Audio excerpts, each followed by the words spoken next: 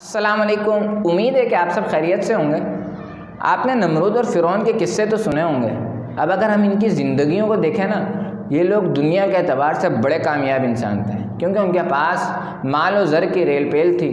غلام اور لونڈیوں کو تو شمار ہی نہ تھا، اور سب سے بڑھ کر ان کے پاس طاقت تھی، اقتدار تھا۔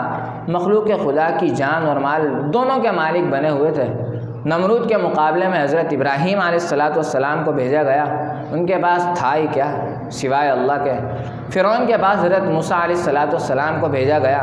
ان کا کل سرمایہ سوائے وہ ایک لاٹھی کے، اور ساتھ میں حضرت ہارون علیہ السلام تھے۔ مومن کے ہاں کامیابی کا معیار مال و زر اور اقتدار نہیں، بلکہ مومن کے ہاں کامیابی اور کامرانی کا معیار اللہ کریم کی رضا اور آخرت ہوتی ہے۔ مومن ہمیشہ اپنی آخرت اور اللہ کریم کی رضا کو مد نظر رکھتے ہوئے چلتا ہے۔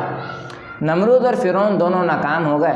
اللہ تعالیٰ نے حضرت موسیٰ علیہ السلام اور حضرت ابراہیم علیہ السلام کو بے سر و سامانی کی حالت میں کامیاب کر کے دکھایا۔ آج سینکڑوں نہیں بلکہ ہزاروں برس کے بعد بھی حضرت موسیٰ اور حضرت ابراہیم کے ماننے والے مل جائیں گے، لیکن نمرود اور فرعون کو ماننے والا کوئی نہیں ملے گا۔ آج کسی کو اقتدار اور مال و زر کے جھولے میں جھولتا ہوا دیکھ کر یہ باتیں بھول مت جانا، اور چند روز کے اقتدار اور مال و زر کو کامیابی کا پیمانہ نہ بنا لینا۔ کسی کو اچھی گاڑیوں میں گھومتا ہوا دیکھ کر اللہ سے شکوے نہ کر بیٹھنا، اور اپنی غربت اور فقر و فاقوں کو عیب نہ جاننا۔ اور کسی کو مال و زر اللہ تعالیٰ نے دیا ہے تو یہ نہ سوچنا کہ اللہ تعالیٰ اس سے راضی ہے۔ اپنی جان، اپنا مال، اپنا سب کچھ گنوا کر بھی اللہ کی رضا اور فکر آخرت کو ساتھ لے کر چلنا۔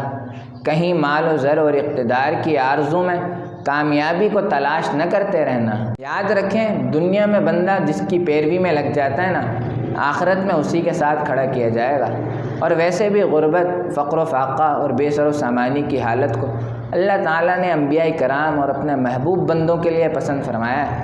اللہ تعالیٰ ہمیں اپنے اسلاف کی میراث کی قدردانی کی توفیق عطا فرمائے۔